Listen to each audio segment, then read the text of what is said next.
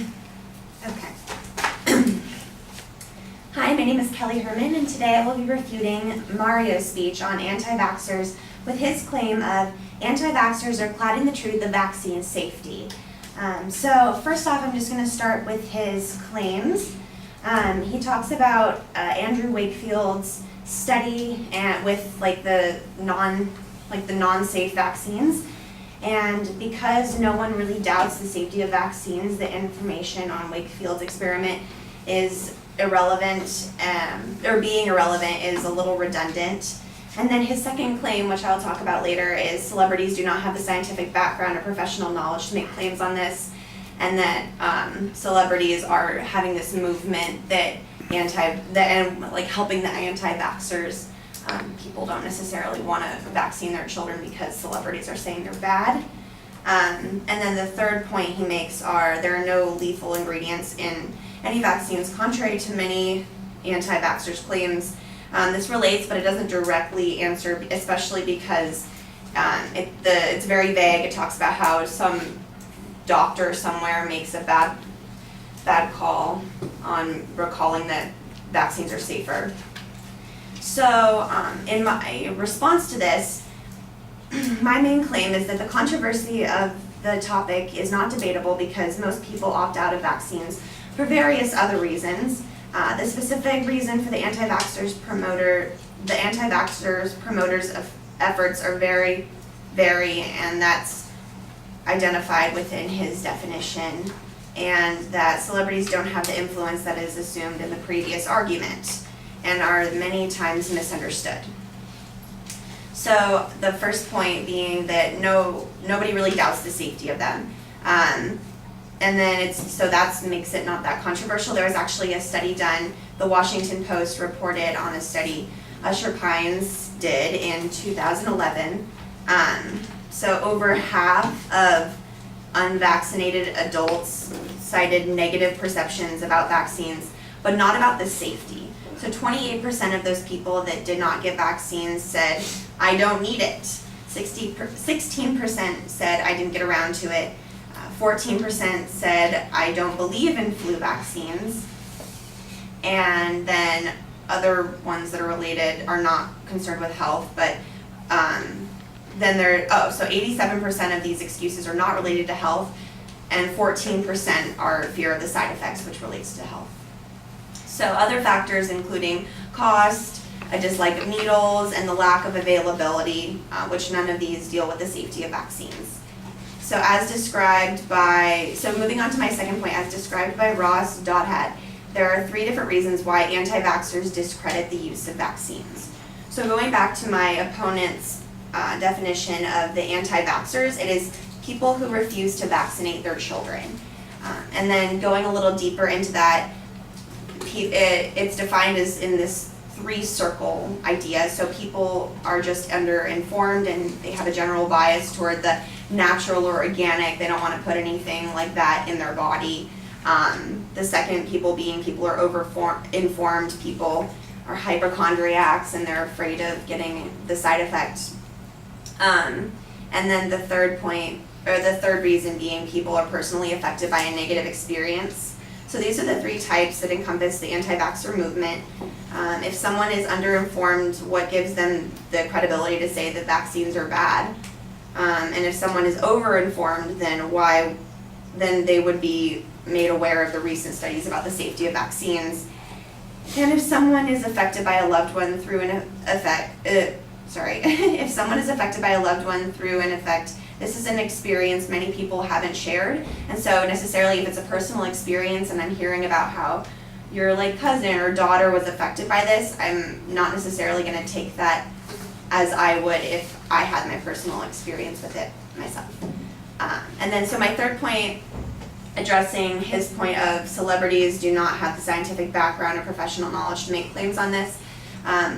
This kind of goes without saying, we all have a general idea about celebrities and they're not the most credible sources.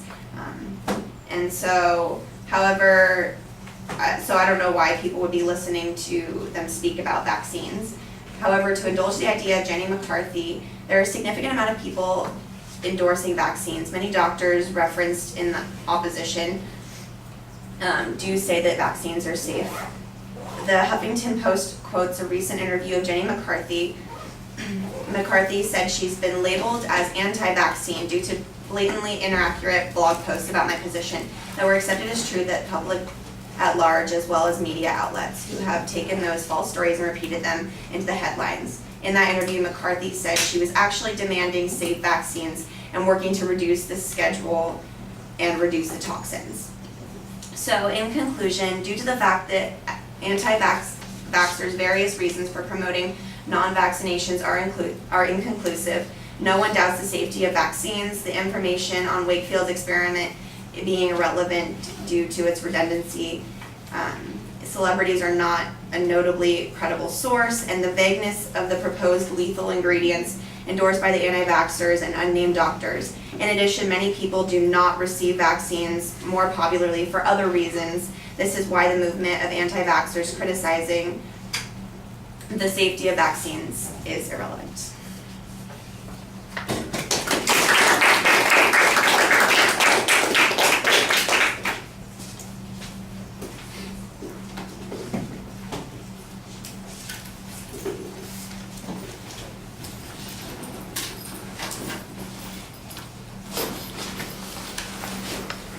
Well, the layout of the advocate's claims was pretty clear. Then it sounds like you are making the argument at the same time that you're previewing the argument. That was a little bit awkward.